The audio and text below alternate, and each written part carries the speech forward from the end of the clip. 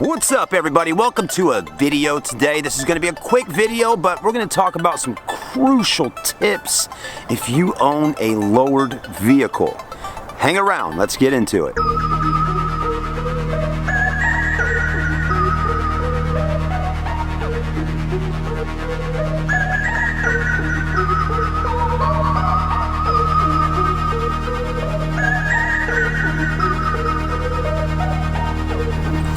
So you want to lower your car, right?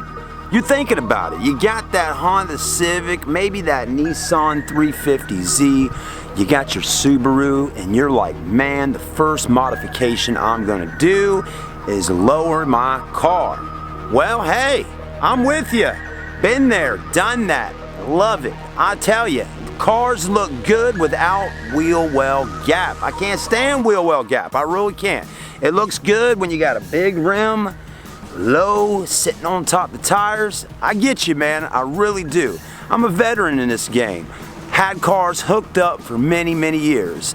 Not saying I'm the biggest, baddest tuner guy in the world, but I've had my fair share of cars, and I have definitely dumped a ton of money into suspension, wheels, all that stuff.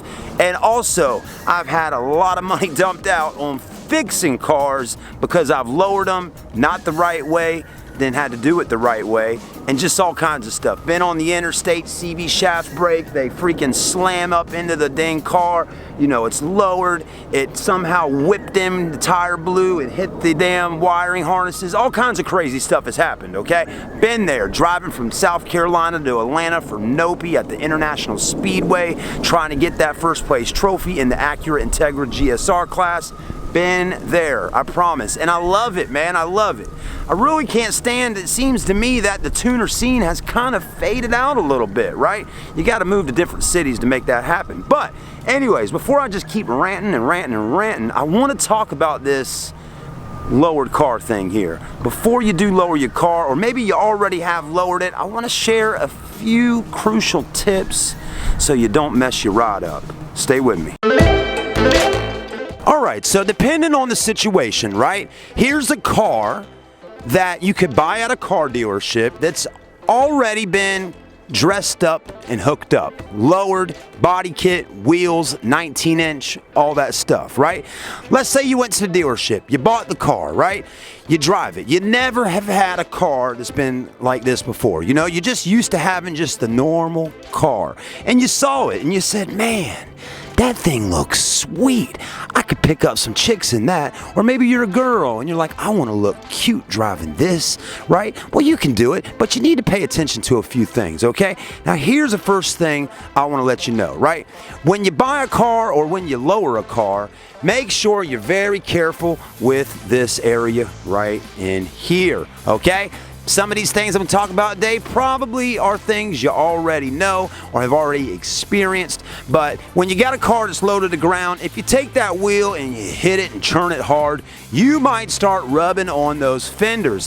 One thing we did back in the day with our cars when we lowered them really low is we actually shaved and cut that little piece of metal. You see this metal right kind of up in there? We cut that out right up in there, and that cutting that piece out right there helped out because the tires were rubbing on it, right? So that's one thing you can do. Another thing you see a lot of times on Mazdas and Volkswagens and cars that got staggered wheels that you know they're going to be rubbing on those fenders because they're that low to the ground.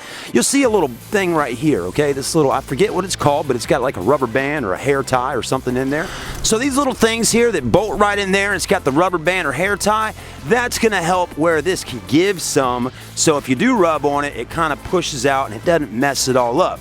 It's going to get messed up if it's all bolted in and it starts rubbing really hard. So that might be something you want to do on your lowered vehicle. Alright guys, so you got to hear that one little tip right there. Now here's another thing I want y'all to pay attention to, right? Let's say you lower your car and then you put one of these fiberglass front bumper body kits on it. Now obviously this is fiberglass, it's big, it's much larger than the factory one, and it's getting even lower down to the ground. And really technically guys, we got probably about 3.5 to 4 inches, maybe a little less, right up in here. This car isn't as low as some cars are, but you want to be super careful when you're pulling into certain spots with your front bumper, okay? Just take a look up under this one. Just take a look. Let's see if we can see it. There we go, okay? See, they've been rubbing. You can see where the paint's chipping up. With fiberglass, guys and girls, when this stuff starts ripping up, you can see a little bit of it right there. That fiberglass, it gets tore up.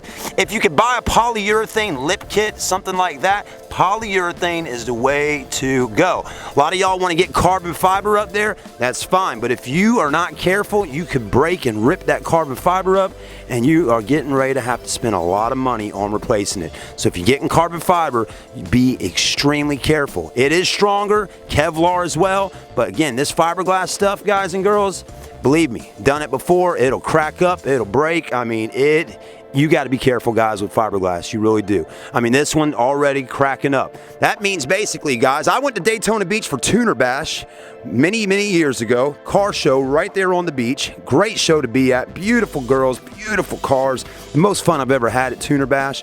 And I had my Integra GSR Wings West front lip kit on it, okay, with my Wings West stuff. Got it freshly painted. Just put my Volt GTN 3-piece wheels. They were like $4 grand for the rims. I had my car hooked up, slammed down. Boy, what do I do when I go to freaking Denny's restaurant or no, Shake and Bake, I believe it was. What do I do at Shake and Bake? Well, I didn't pay attention, and I saw one of those little curbs right there in the parking spot, and I didn't pay attention, guys, and I bumped my front bumper on the curb.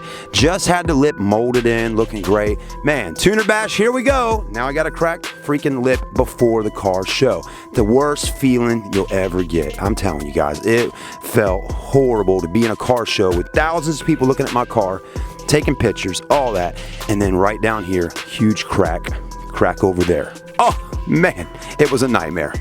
Now here's something that everybody's probably told you before, but I'm going to tell you as well. Speed bumps. Guys, you gotta pay attention here. Going in a speed bump, you gotta go in sideways. Plain and simple. Sideways in it all the way. You cannot go to a speed bump going straight forward. Not gonna work, okay?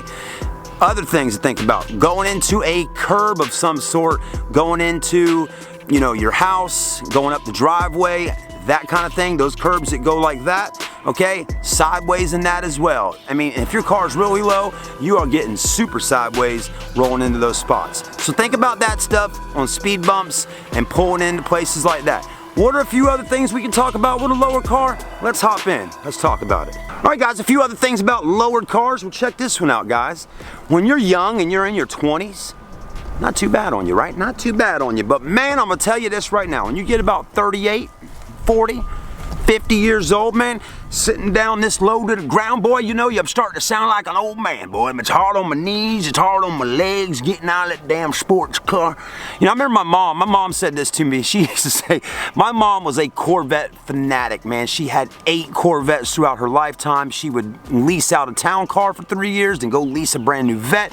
When my mom started getting in her upper 40s, going into her 50s, she's like, oh, man, I love my Vet. I love how it looks. I love driving it, but man, it's so low to the ground. It's hard to get up and out of it, you know?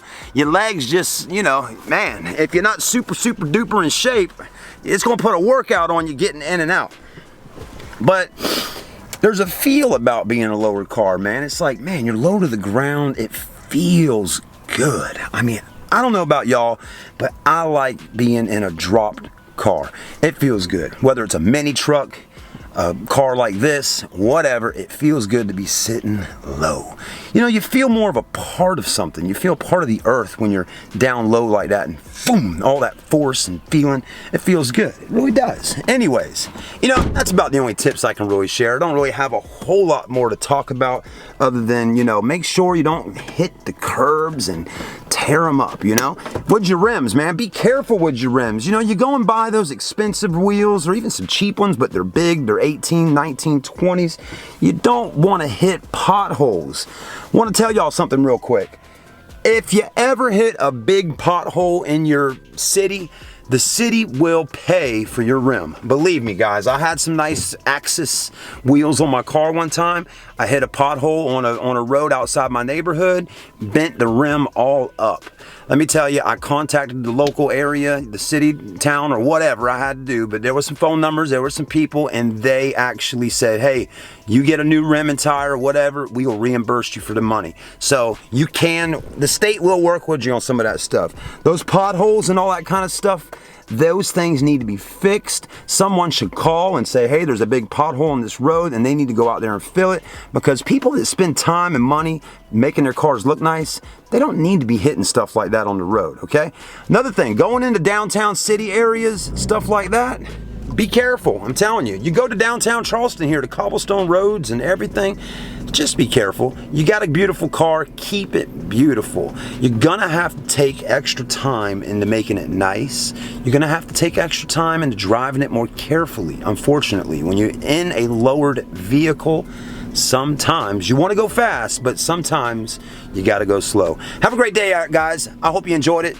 If you got any tips, share them in the comments section. Let me know, what do you think when you're driving a lowered car? We'll see you soon, guys. Like, comment, and subscribe. I'm Chad on Charleston Car Videos. Been here since 2011. We got more for you.